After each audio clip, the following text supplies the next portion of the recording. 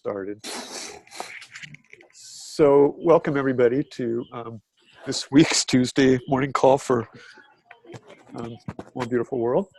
And we know that we're waiting for Grace to join us. And we know that Paul is unable to join us, as Robin and Emmy. And what a beautiful image. Thank you for sharing that. I don't know if Duke understands that he just shared his whole screen. You can see your screen. Yeah, it is lovely, although I do appreciate your face. So we're just going to go ahead and get started and pick up where we left off, which is kind of this evolving story with whoever happens to be sitting in the circle at the time, as we do with Tuesday mornings. And I think that is actually part of the training that we went through with Grace and Mazen, was to be able to do that and to sit comfortably with that chaos and accept it for what it is and channel it, so to speak. And so I've kind of taken that task on with hosting the meetings these days around a vision that I've had and shared with Paul and have been sharing with you all about kind of how do we corral this at this phase of this project? How do we move it forward with those that we have that are willing to sit in circle with us and give their time and their thought and their energy, and then open the circle up. And so one of the things on today that I anticipated, but I still would like to continue on that path, was just welcoming Bridget, even though she's not here, through Duke just sharing with us the invitation that he extended and the energy that came out of that experience of being with Bridget. And then when she joins us, we'll open that circle to her. But if you could share that with us. Hi, Grace, perfect timing.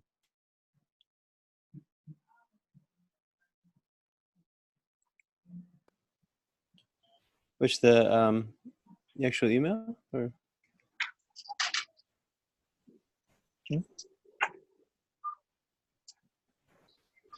So Duke, I was just wondering if you could just share a little bit of your experience of running into Brigitte and widening the circle and what came out of that, and yeah.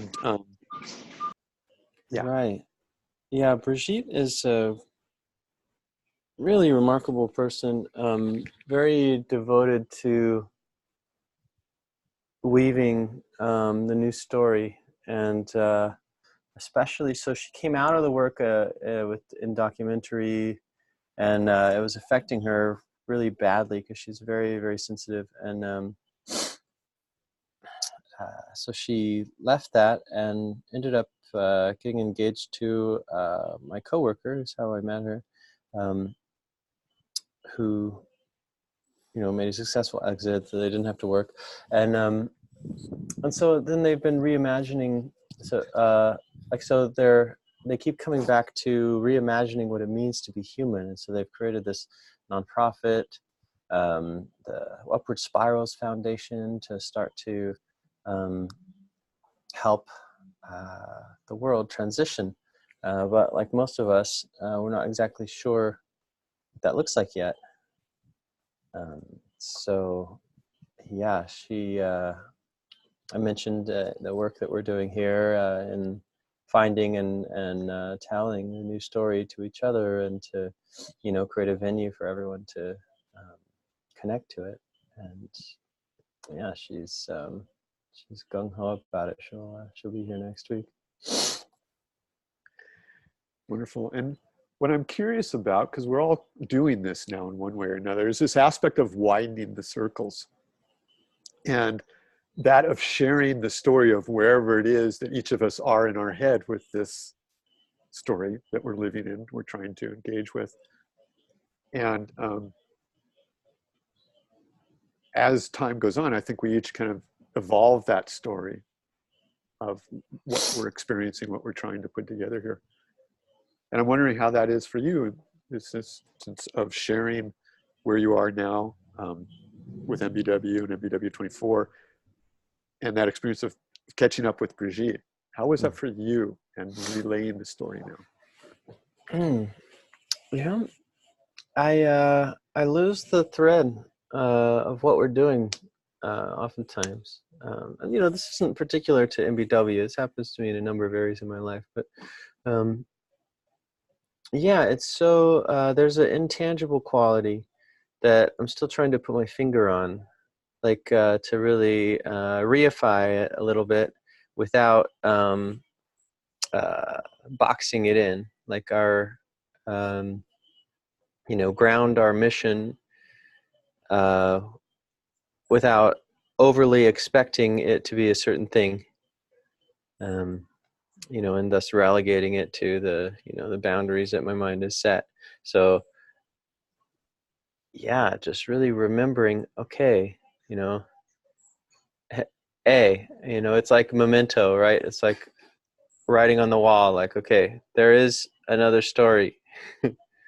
And here's an example of it. So almost what I'm imagining is something to speak to myself that I can continue to look at and remind me that there's this other set of possibilities. Wow, you know what? I'm going to share something that happened yesterday.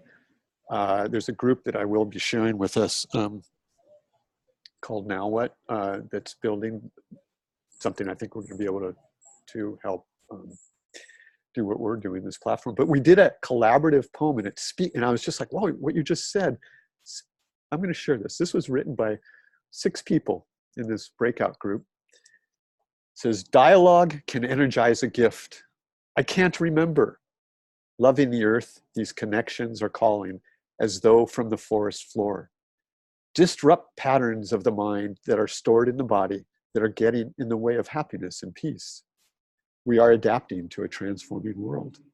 As Indigenous global citizens in love with life and committed to co-creating a thrivability civilization. So as this wandering conversation is going to go, I'm going to share something now that came out of Now What. And what's really interesting is I'm looking to share my screen. Let's see.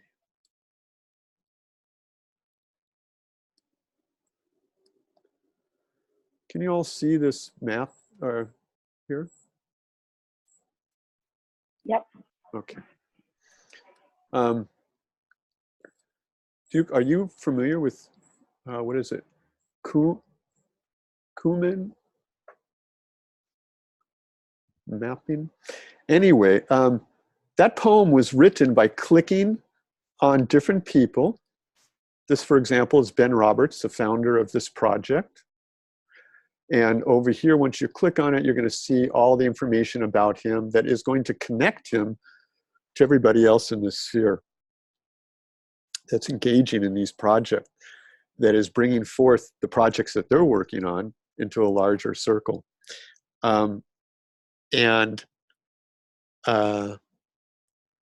sharing that because this is a platform I think we can weave with Ben, and we'll get more into that. But the idea that we lose our way, and as you were saying, Duke, and kind of trying to find it and remind ourselves of what it is that we're doing here collaboratively is of great curiosity to me, and how that's happening on this scale, that the circles are widening and interweaving at a rate that's quite astonishing, actually, from anything I've witnessed in my years. And MBW happens to be right in the thick of it.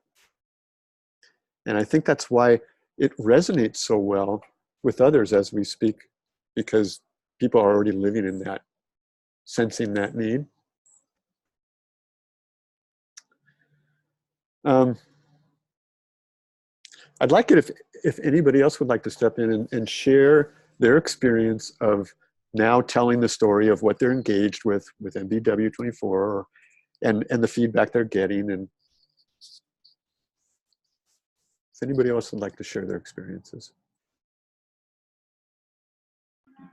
I did have a look at the Now What link that you sent. I think it looks really similar to what we are kind of trying to create, or the kind of energy around this project felt very similar. So I was just interested to see how they got to that place where there's something tangible. Because like Duke was saying, I think there's something about it that still feels a little bit difficult to relay, or to kind of, I tried to tell people about it quite a lot to kind of help myself get it straight in my head. And it's always met with a lot of curiosity, but again, I think I'm still working out the kind of pattern of it in my head.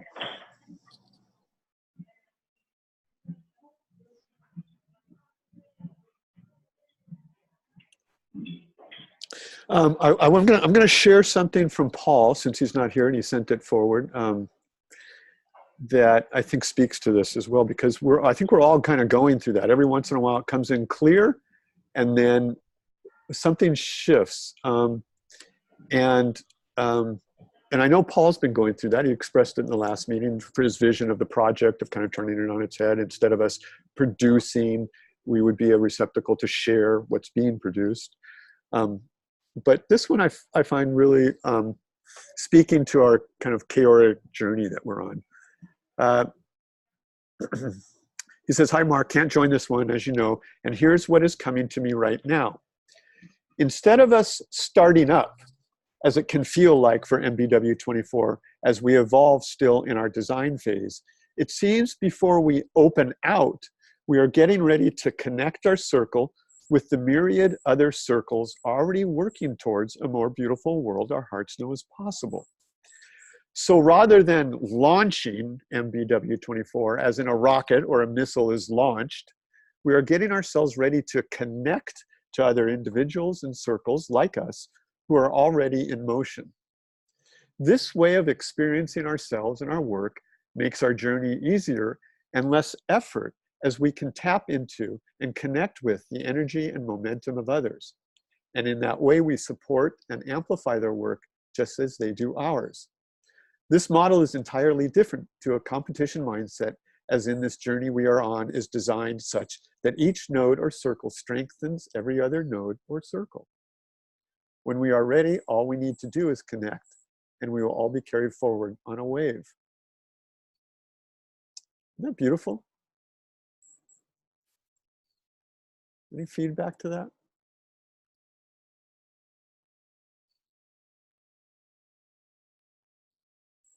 Yeah, that's great. I love that. And you know, I've personally been really inspired by the huge impact that Extinction Rebellion is making right now in the world, and having, you know, been involved for the past like 10 years on and off with different versions of getting people to, you know, make this a top priority, to see it finally, you know, they found the zeitgeist of how to get it into the news and keep the momentum going, which is incredible. So just been very inspired by that, and learning about the origin story and the founder, who's now in jail, and how it all came to be, and how love is a key guidance of it, and that's what sets it apart from other previous activist movements. It seems to have taken in some of the stuff that we've taken in, and the kind of Game B ideals that are percolating in some of the conversations online, and some of the stuff that touched us in the more beautiful world, and Charles's work, and whoever influences his work. So it's really something, you know, and it's really worth bringing it up, because it's, you know, you can tell it's years of getting up to this moment, but now they've got this beautiful momentum and awareness, and people joining, and yeah, it's been hugely inspiring, and and kind of a relief also to see someone finally land it after so many attempts, missed attempts, and like you sort of get to a certain place, but then it loses momentum and all this stuff. So just want to share that. Yeah, thank you. There, for example, and now the people that were in that map that are showing up in there are essentially those that are either the founders or those that are in leadership roles and very engaged in many of these groups, like Extinction Rebellion, and so that whole mix of people that I've stepped into through Now and through Ben and what he's been working on. I would see Ben as one of those standing in the circle of community, for example, because we've talked about the story circle, and we want to bring in those who stand wholly in in their realm. Ben is definitely a community builder, and he touches on most of the communities that are working hard, that we all hear of in the news or don't hear of, but are out there. So he's a great connector for that, attractor. We'll look for somebody in the space of sense of place. But I'm wondering if anybody else could, maybe Grace, I'd love to hear from where your head's at. I know you've talked to Paul and myself, and I'm sure you and Duke and whoever you've been sharing with, and just what's going on in your head with where we're at right now with the project.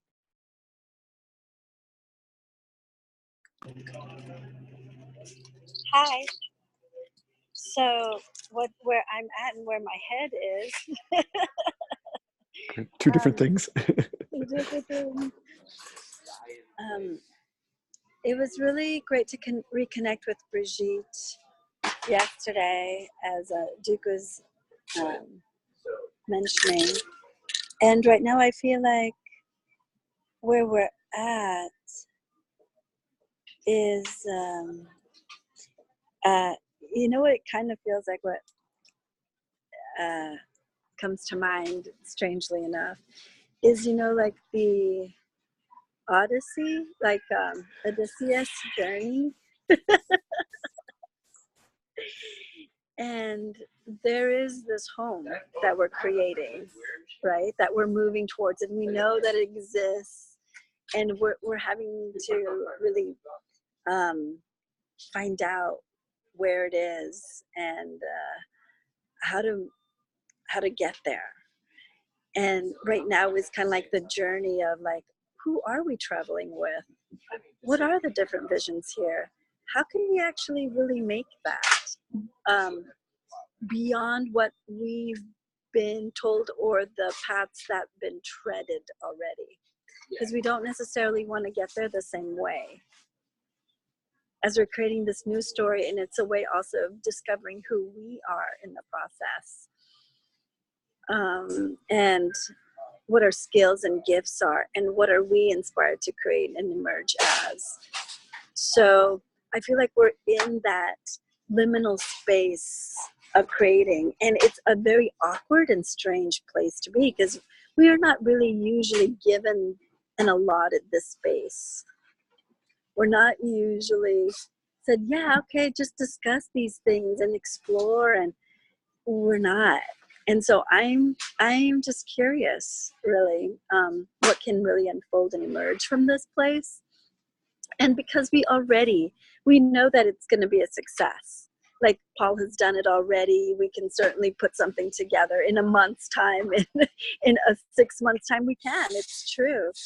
But right now is where we're really doing the awkward work of discovering what's new.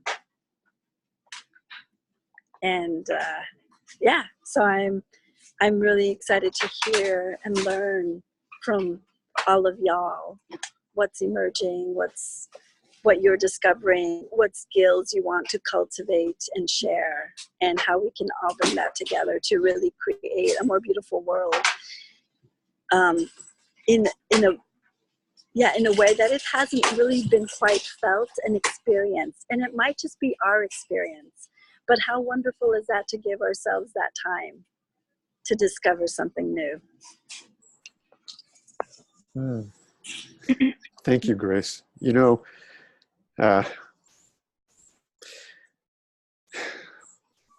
that's, you know, the place that we're at feels, it's very much about the threshold. You know, we're still at that place. We're trying to build the threshold, the place for somebody to enter. We've talked about that at the beginning. How do we welcome people in? And you talked about you know, we're in that liminal space, that zone right now. I did share with you all in the last email a talk with Michael Mead. It's just beautiful. I do recommend it. It's about the threshold. And he plays a lot with etymology, which wordplay, and something I didn't know that I'll share. The root of liminal, of course, is limen, and that actually translates to threshold. So the idea that we are crossing from the old story to the new story, across this threshold of not understanding what that is, it's a zone. But what I didn't know is the limen is at the base of, you know, when they built the stone doorway, portal, so to speak, literally built it, that stone at the base was the limen stone. And that was the liminal, you were crossing the liminal. And, but what's underneath that in their architecture is the subliminal. I had never drawn that together with the, you know, liminality and subliminal and the architectural structure and how foundational that is to us, our subliminal thinking and the spaces that we are in between stories or consciousness or awareness. I found that very interesting. Anyway, I highly recommend the Michael Mead link and talk if you haven't listened to it yet. So,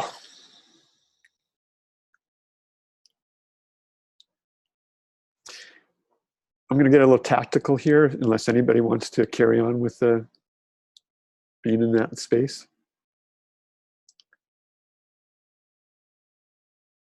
Okay. Rose, you put out, we've been looking at actually going on with how we're going to transcribe. And Robin hasn't been able to catch up yet. And then I saw something about you found a transcription on Second Line. Can you share with me? Yeah, it's called otter.ai. I've just used it for the first time yesterday, but it's really clever. It's just a transcribing tool. So you basically just import your audio into it. So we've obviously recorded these. So you can import that in, and then it just transcribes the whole meeting. You do have to do a little bit of manual work going into to decipher who's speaking. But it gives you, if you create an account, 600 hours for free. So it just might be something we want to use. But then again, obviously it's not going to take notes. It's just literally word for word. So it might be a bit long form, but helpful for maybe some of the recordings. Maybe we choose the ones where we think certain ideas came out that were really important. Okay. And is that, you can put a video as well as like an audio, you put the whole thing in? You can put what I used was a WebEx. So that's a video, isn't it? It's got video on it. So okay. I think it just ignores the video and just takes the audio. I can play around with it to see if it works, if we need it. But also Robin has offered to do that as well. So whatever's easiest and works best for us. Okay. And then Duke, you shared the folder, the Google Docs folder for us. And I don't know if anybody else has had a chance to look in there, how we're going to organize that and I don't know what we need to do with it. I know that Shim's, sorry, go on, Duke, if you want. Oh, yes, I shared. I know that Shimri is going to, said that she was going to try to organize it so that we can, you know, kind of have things in certain places that work for us. But I don't think she's done that just yet, but I can help her with that. Okay, great. Yeah, I don't know yet how much energy we want to put into trying to catch up with where we've come from, as opposed to keeping current now going forward. You know, I don't want anybody to have to spin their wheels unless there's, again, something of use in that other than a memento or milestones or what have you.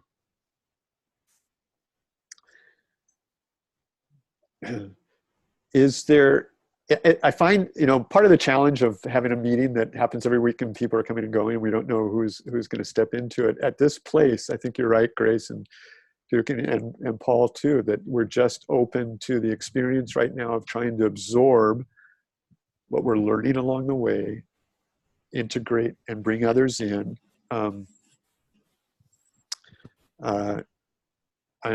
I actually have a call after our meeting here with Marie Goodwin. Marie actually helped to organize, get us all into Esalen with Charles. She was Charles' right hand for like 7 years and is not working with him now. She's left to go work on a book project and is now looking for new work and involved in moving and things. And so somehow we cross paths, and we have a call after this call, and I'll just find out if she has some time or insights to share with us. I would imagine so, considering her connection to Charles and her insights in the world. So I look forward to that conversation. Is there anybody else that you guys are sharing with that you want to bring into the circle, or you feel like, gosh, it would be time now, or anything along those lines?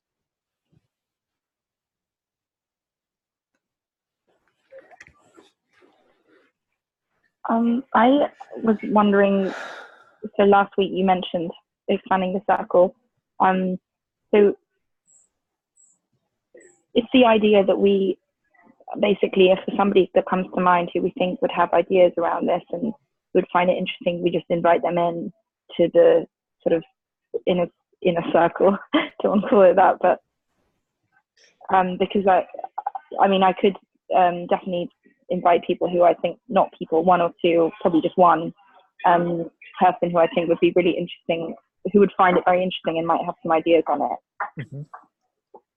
Yeah, so I think in this open structure that we have, you have to sense, it's like you kind of know, it's like, oh, there's something about this person or their energy or the need of the project, and each along the way, that calling will be met, so to speak. And so you kind of have to, I think everybody uses their judgment as oh, welcome, you showed up just at the right time, you know? That's the only way, that's how I'm looking at it, at least.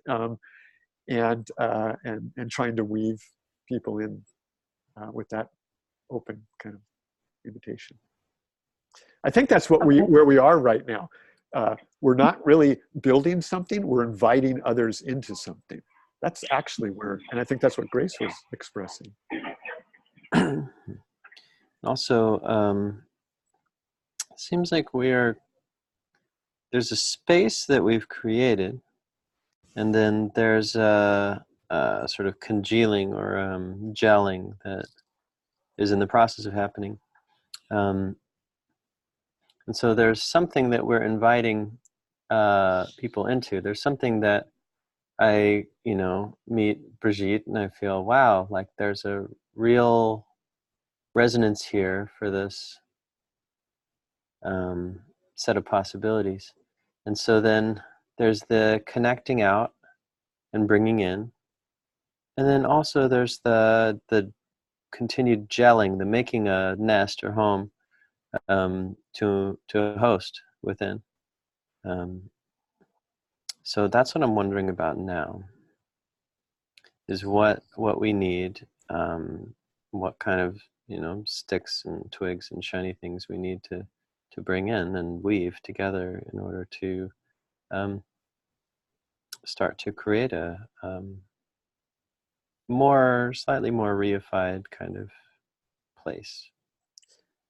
So Duke, so for example, in this group and that's where I see us venturing into pretty quickly. the potential to hook into all the groups and people that are sitting there.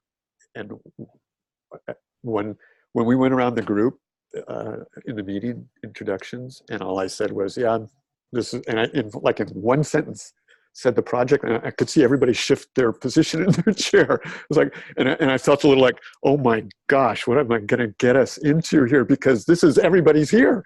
It's like that's one of those spaces that's been created to do this weaving, and it's that's what they're doing. So the opportunity is there for us to step into that pretty wholeheartedly, very quickly now, and I will be connecting with Ben on his platform and on that Kumin map or whatever it is. Are you familiar with that? I've never seen it before. It's so cool. It's phenomenal, actually. It's what we're looking for, because suddenly you're connecting people, and it's using the data that you put in about yourselves and your projects and what interests and whatnot, and just finding all the connections for you and serving that up. And then you can slice and dice and filter it in different ways, and then show it on a physical locations map, as well as this kind of sphere of influence or relatedness.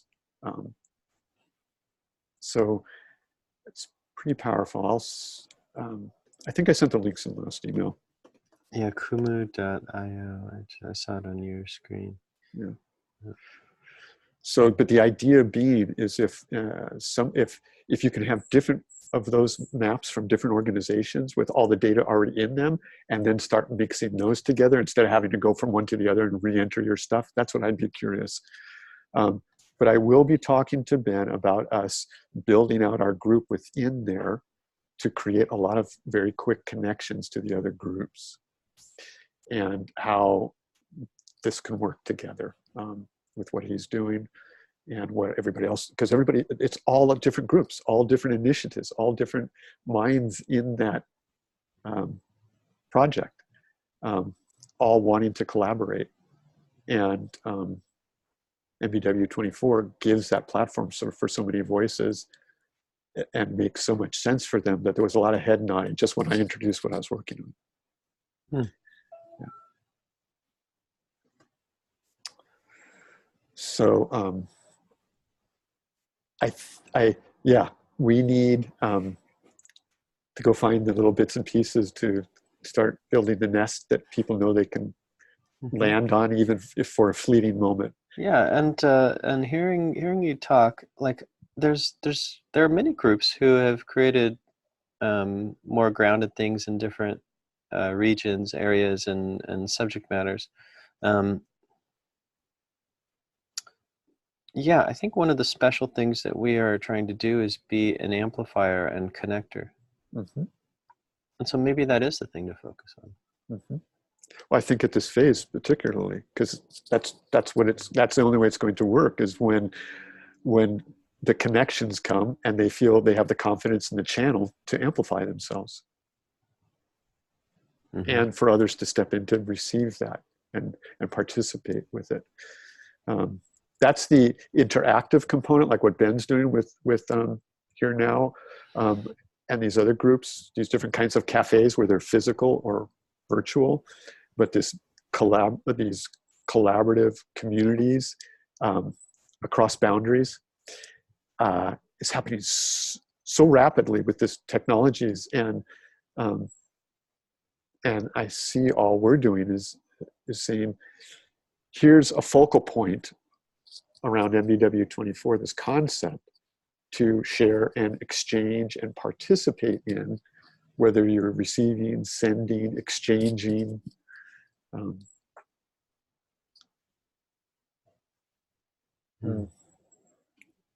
But there's sure a lot going on, and there's already platforms that are being, starting to be nurtured, that I don't think we're here to do as well or try to compete in building that. We're weaving, we're doing something different. And the process and the journey, as you said, Grace, and is as important than any product. Yeah, I think that's true. The process is important. Maybe right now it feels like when Grace was saying that, you know, it's this space, this awkward space where things are being worked out, and it's true. It is slightly awkward, and it's like, what are we doing next, and that kind of thing. But actually, and it's quite indulgent of us, you know. It's like this hour every week, and we talk, we muse. But maybe, you know, I think that that's something that will be needed for later on when it's kind of got legs. I think that this part of it all will be really kind of important to having got there. And you know, it's true. It's like we could probably do it and be a bit more like, you know, we've already, for example, Paul's already done, and that's true, like what you were saying. But I think this part where it's like ideas and not quite sure how it's going will be important and is important. So the question becomes, how do we live in that space? How do we live those questions together and feel that awkwardness wholeheartedly, without or being next to each other? So if somebody stumbles or can't find the vision, we can, you know, share or catch each other along the way and hold that. Yeah, it's like if we've all got a bit of the vision together, if somebody kind of loses it, or like, you know, it's like, what is it that bit means again? We can all piece it together. Mm-hmm.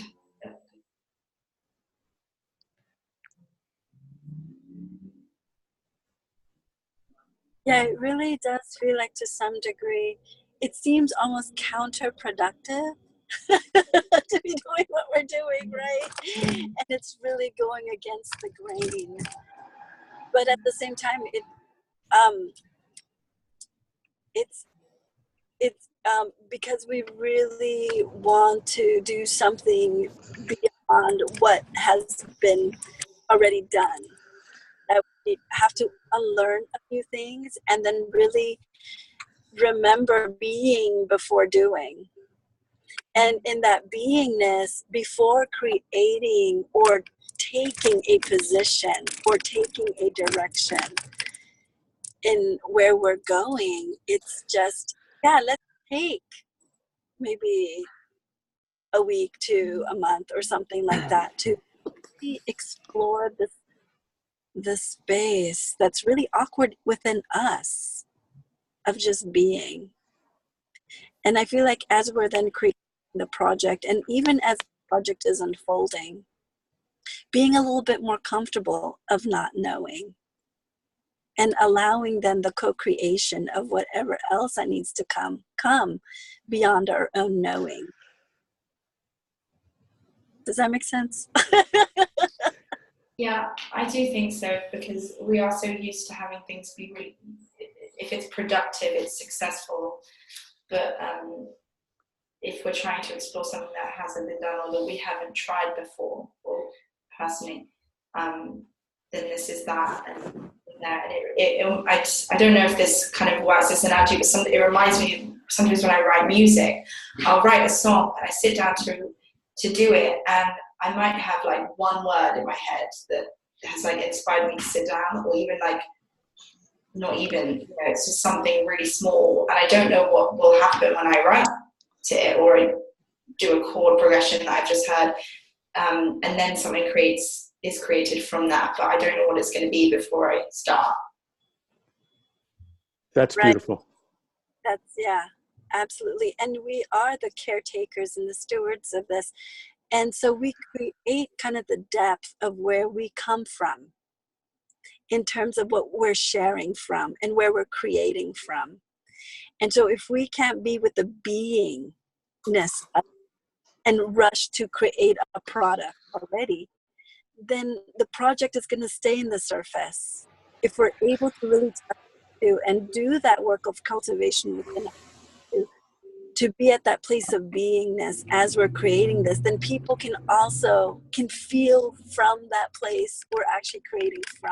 I really believe that. There's a poem that my friend just sent me that I'd like to share. It's called My Hero. Just as the hare is zipping across the finish line, the tortoise has stopped once again by the roadside. This time to stick out his neck and nibble this bit of sweet grass. Unlike the previous time, when he was distracted by a bee humming in the heart of a wildflower. My hero. And another friend just posted, said, my Hawaiian tour guide said, I no like rush. I no like to miss anything here. These are both stories of festina lente, right? Make haste slowly. I shared that at the beginning. Festina lente. That's where all those stories come from. Make haste slowly. Festina lente. Mm-hmm. That's Michael Mead shared that with me. I learned that from him. Fall into his stuff if you can. So beautiful, especially this last talk I shared. Another technical thing, Slack. Can you speak about Slack? Is that useful for us? I think Slack has too many channels. I think what we could do is have a single channel on one of the messaging platforms, such as Telegram. What do you think, Grace? How does that feel to you? Yeah, that sounds good. I feel like as we grow, we might need another platform, but for now, it seems like that's all we need right now. Can you tell me why we would use this, how we would use it, and what we would use it for? Instantaneous communication of small messages, keeping up to date. So email is more long form. So it would be like things that you sit down and look at, follow a link. If I just have a single link that I want to send you, it'll glance at, or if I say, hey, we're doing this, or oh, new link, oh, new place for the Zoom, or just like keep up to date and have like sort of sparking, like little sparks flying back and forth. That's the space to do it. So essentially, it's first in, last out. It's a linear chat thread, and when you talk about channels, there's just with a group you can have different threads within that group. Yeah. So Slack is more heavyweight because it's a complete community with like one thing. This is a singular thing for MBW, and then you have all these different topics, and so it can be, unless you're in it every day, and there's many different threads of people doing different things, talking about different things, and you need to keep up to date on some of them, then it's like it's overkill, and it's not going to be used. So yeah, I think Telegram would be the right way to go. All right. Rose, any tools or anything else that you wanted to share? Any ideas on? No.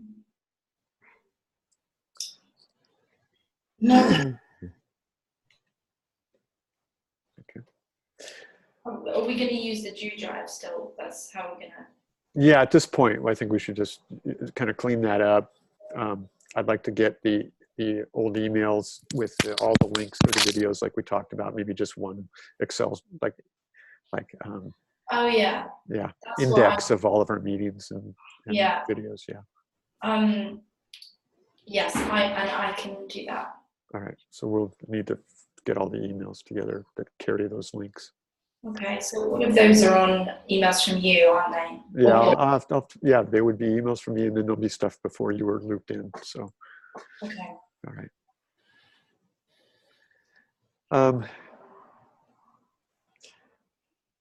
Well, thanks everybody. What should we call it? MBW? For 24. Telegram group. The MBW. I think, as Charles suggested, this is part of a big picture, and so let's hold it there. And that's why I'm thinking, as it grows, there'll be those that are unproductive. Then does it spread into a different container? Right, and then you would create separate. Yeah. Totally. Okay, makes sense. So you're setting that up, Duke, for us? Yeah, I'll create that, and then you can have to invite everyone. Okay. Great. So that's just essentially an open chat thread for us to share and pop in. But that's not exactly like, hey, we got a meeting coming up, here's the link. Those kinds of things, just as far as suggestions on how to use it. Yeah, that we wanna speak to each other, short form, quick turnaround. Yeah, like chat. It's a shared chat. And everybody sees each thing, or do you communicate directly? Everyone sees each thing, and you can pick somebody, click on them, and then send them directly. Okay, great. Thanks for setting that up. All right. Everybody, thank you so much for taking the time of your day. And I do want you to know that you're incredible human beings. Rose, I am so honored to have you sit in with us and know that on the one hand, you carry the DNA of your incredible father, but I see you as you, and I look forward to every time we meet and getting to know you better. So, and Duke and Grace, as always, thank you. Thanks, Mark. All right. Bye-bye, everybody. Everyone.